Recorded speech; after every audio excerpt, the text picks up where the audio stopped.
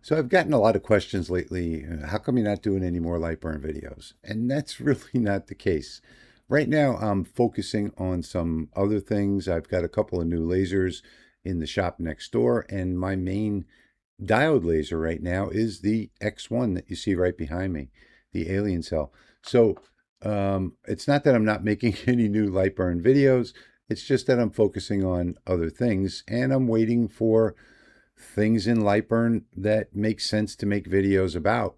So right now, I've recently downloaded version 2.1 RC6, which is the latest release candidate of Lightburn.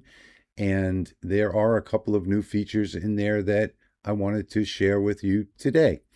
So let's jump into Lightburn real quick and let's take a look at some of these new features. So now over here on the screen, I've got a bunch of just random shapes and, you know, I'm just using these for this demonstration. But typically you might have a file like one of my GNOME files that has a whole bunch of different pieces in it, and you want to be able to nest those pieces into your material. So what I'm going to do is I'm going to draw out a rectangle. I'm going to hold Shift and just draw out a rectangle. And then up here in the top, I'm going to set the width to 12 IN, so it's 12 inches.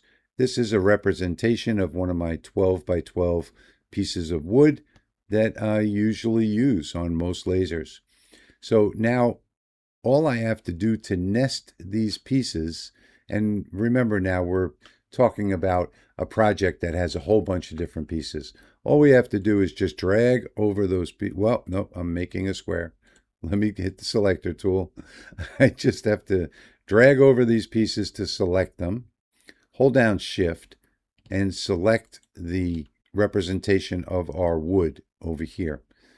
Now I can come up into the Arrange, and I'm not going to use the nest selected. So the nest selected is a feature that they put out a long time ago. Basically takes you to, I think it's a website called svgnest.com or something like that. And you have to save a file and import. It's just a long process. It takes a long time for that software to actually nest everything. So I wish they would even take this off the menu because I really don't know anyone that uses it. But now we have under the dock selection here, we have something called Quick Nest. And there's your shortcut keys for it if you prefer to use shortcuts. So I'm just going to click on Quick Nest and watch what happens. Look at that. Everything is nested perfectly inside my 12 by 12 inch piece of wood. Now, I am not going to use this as a final nesting. I'm just going to use this to get everything arranged on that 12 by 12 piece of wood. I personally prefer to dock my pieces so that when they cut out, we don't waste any material in between. So I'll usually select my pieces. I'll go to Arrange and Distribute, and I'll come over here and move them vertically together or horizontally, depending on how you're set up in your nest here.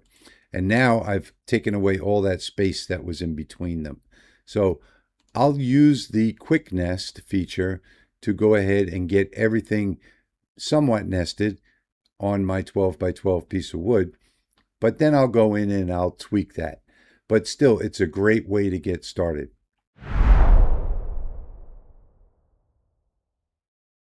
The second feature in version 2.1 in the RC6 is the undo history. So if I come back up to the main menu up here and I go to Edit, we now have something new here called Undo History.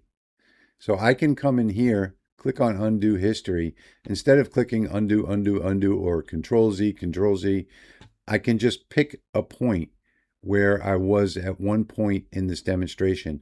And it shows me everything that I've done in this session of Windows. So if I came to this one, it would put it back to where it was.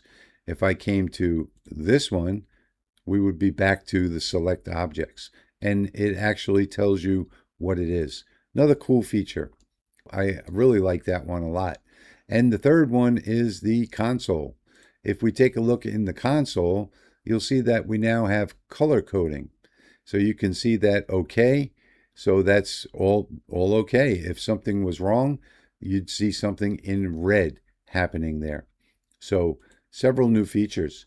Now, one of the things that people don't, that make my channel possible really, is they don't read the release notes. And I'll put a link in the description to the release notes. But here they are. Here's an example. And this is on Lightburn's website. So let's scroll all the way down. These are all of the things that Lightburn's been working on. So they've been working really hard on tweaking this software, as they do in every version. I give kudos to the dev team over there at Lightburn for all the work that they do.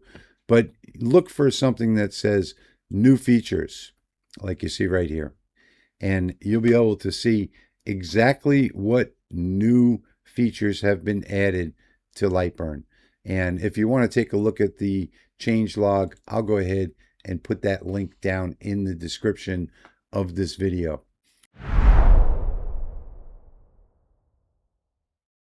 So just real quickly today, a short video on a couple of the new features that I really like in Lightburn, and I think you'll enjoy them as well. So if this video has helped you out, hit that subscribe button, hit that like button. Hey, give me a comment, because those things really help the channel to grow. So I hope you've enjoyed this quick demonstration today as much as I've enjoyed making it for you. And as always, I want to thank you for watching, and I'll see you in the next one.